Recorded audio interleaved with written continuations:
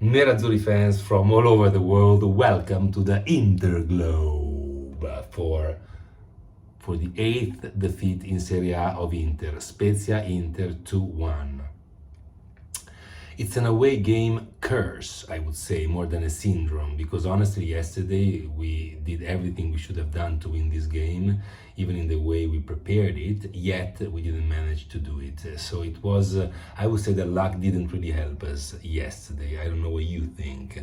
Anyway, not only we lost 8 times with medium and low-level teams, but we let Spezia win after 6 months. This was the last time they won at home, 6 months ago. So we managed to do a miracle. And of course it's ironic, and of course I'm really upset and angry. We approached the game actually pretty well. Even the first sprint that Lukaku made me hopeful that things were going in the right direction. But then we also have the luxury to have the penalty with this beautiful run from D'Ambrosio, and there was a penalty and a red card. Penalty and red card for Caldara because it was a killer tackle. So then we saw that there was this misunderstanding between Lukaku and Lauti wanted to shoot this penalty despite being evidently not the best penalty kicker on the team. This is a fact, it's not an opinion. Lauti has 11 penalties out of 17 realized when he shot them with Inter. For Lukaku, we have 16 out of 16. So, you know, when it comes to shooting a penalty, there's no question about who should shoot. That's why I didn't like this moment, and I didn't like, of course, the fact that we don't have a man with personality on the bench, because this is something that Simone lacks, because it would be very simple to determine who shoots and to have a hierarchy and then to respect it. It would be better for everyone. Why does every team has one? Because it helps. It avoids problems like the one we've seen yesterday. Anyway, after the penalty that Lauti missed, we continued to dominate the game, but in a sterile way, without really being able to score. And that was the big frustration at the end of the first half in the locker room. 15 shots to 0, because they did hit a bar, but it was considered a cross. So 15 shots to 0 in the first half. And if you don't win, if you're not 2-3-0, by then you have a problem. Second half, Spezia changed completely their formation from the 3-5-2 that did so badly in the first half to the 4-2-3-1, which actually created problems for our team. And here Inzaghi was a bit slow in reacting. And in this period we also suffered the goal, which was a counter-attack with a mistake from both Acerbi and D'Ambrosio.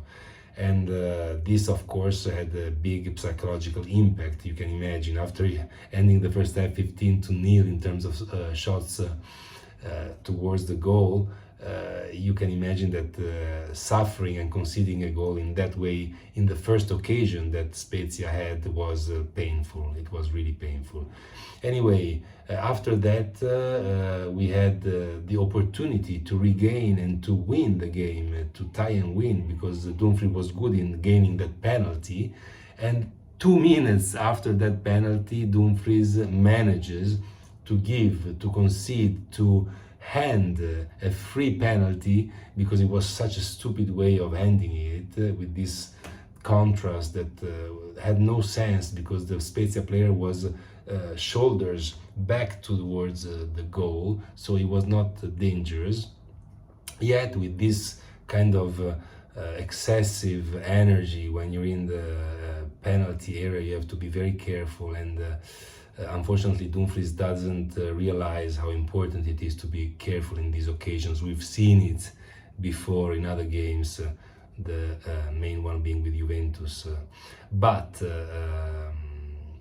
it was awful to first gain a penalty and to then kill the game completely, because you can understand that when you go 2-1 in a moment where you're about to have the hope that you can win because you have 10 minutes to play and you're 1-1, of course there would have been no chance after that. So Dumfries had a particularly important role in our defeat yesterday. Anyway, in the end we had 28 shots to 4. 28 shots to 4. 13-1 the corner kicks. It was an incredible dominion, so it was our problem if we didn't win, but the performance was there. Let's go to the players. Andanovic, I can't give him a grade because he didn't have occasion to save anything. On the 2 goals, he is not culpable, in my opinion, so I don't give a grade to Andanovic yesterday. D'Ambrosio, 6.5. He was very good in conquering the penalty, but not only. He had a couple of very beautiful runs on the flank, one in particular in which he gave the ball to Lauti and he missed what I call like a penalty movement, because it was really close to the goal and it was a really succulent opportunity. So he did that nice run, and then he also played very well with his head during the match, and he recuperated a couple of balls.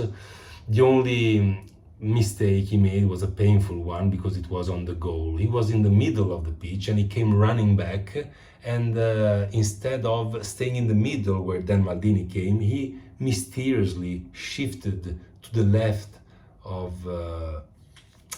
Acerbi, who was marking Nzola in an area in which there was no reason to be, because also Nzola is a left foot player, so it was really a mistake in his positioning in that particular play, and it was pretty painful. So it would have been a 7 even, but because of this, D'Ambrosio 6.5. Acerbi 5, because on the goal that Spezia scored, the first one, he lost the duel with Nzola, and a player of his stature and experience shouldn't lose that kind of duel. I can understand if Nzola takes the ball and goes, but on a long shot from the defense, you can't just let him go that way. So Acerbi is a 5. Bastoni 6.5. I like the way he played. He started off not in the best way because he lost a dangerous ball inside or close to our penalty box, but then he stepped up and had a couple of beautiful launches for the flanks, and he also, unlike other games, was very creative in playing, which is what we need from him. So 6.5. Darmian 7. Excellent in recuperating balls, very dedicated to his role, very precise. He passes the ball well, not only when it comes to constructing the plays, but even when he's playing forward. So very good, very, very good yesterday. I really enjoyed Darmian's performance, and it's a 7. Barella 6.5, very reactive, very present with his mind, and very concentrated, which is also something rare. So 6.5 for Barella. Brozovic, Tubeman Brozovic, it's a 5. A couple of bad shots in the first and in the second half.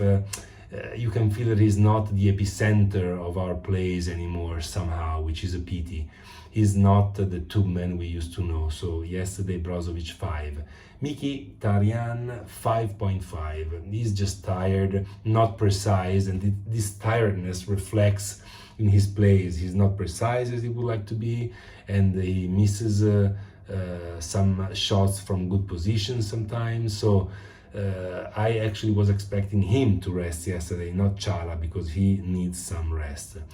Miki is a 5.5. Gozens 6+. Very good crosses, very tough and intense, like we've seen constantly lately. He missed one goal, and that's why I give him 6+ instead of 6.5, because he missed that goal with the left foot. It was not easy, but he could have done better.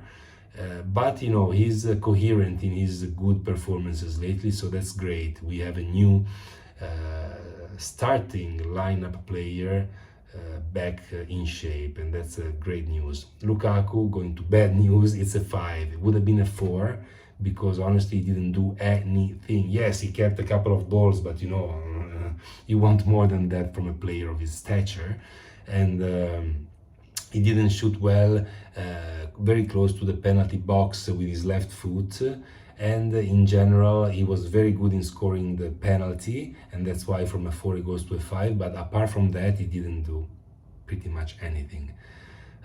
Lauti managed to do worse than him. Why? Because he did have he did create for himself a lot of opportunities, but he missed them all miserably. And on top of this, he stole the penalty from Lukaku, because this misunderstanding makes me think that Lauti went against the protocol, because Lukaku turned to the bench asking for some explanation for what was going on. So it means that Lukaku would have been the player to shoot. The fact that Lauti wanted the ball and then missed it is really seriously bad. So it's a 4.5. He started off with a nice shot from just outside the penalty area, but then he stole the penalty, as we said. He had a great pass from D'Ambrosio and missed with a very weak shot a wonderful opportunity. At the end of the first half, in a counter-attack, he didn't give the ball to Lukaku. He, with personality, decided to go himself, but then he shot very central, and it was almost in the hands of Dragowski. So yesterday was a bad performance. 4.5. Di Marco 5.5, also not up to his standards. He had a couple of crosses that ended up in the fence area, so not as good as always. Dumfries 4, worst man on the pitch, because first you give us the illusion of being able to win this game, and then you hand this game in the hands of Spezia with this stupid play, because it's a real play that indicates lack of ability to analyze the situation and to act consequently. So it was really awful. He condemned us to this defeat. So it's a 4 for Dumfries. Sultan of Swing Çalhanoğlu is a 6, because he had a nice impact on the game. He came in with the usual energy, and you could feel that he was present on the pitch. So it's a 6. Jacob 5.5. He missed a very goofy. He missed the shot in a very goofy way when he had Di Marco behind him waiting and maybe in a better position. He did make a nice shot as well. So all in all, it's a 5.5. And Inzaghi also is a 5.5. It would have honestly been a 6, because we have had a wonderful approach. We had tons of shots on goal. So we did create the opportunities. We just lacked the cynicism to bring them home. And I think this might also be a little problem of Simone, because it doesn't motivate the team well enough so that they don't miss the easy ones, the easy opportunities. And that's why it's a 5.5 and not a 6, because the approach was right. Maybe he waited a bit for the substitutions, but then he dared. So he put 3 attacking players on the pitch, which is something rare for him. 5.5 just because we lost, but all in all, I wouldn't blame him. I would blame instead the players, because yesterday they didn't give it all. That's all for today. Thank you so much for watching. If you enjoyed the video, please punch the like button, subscribe, and leave a comment. I'd love to learn how to make these videos better. Thanks again, and as always, Forza Magica Inter. Ciao.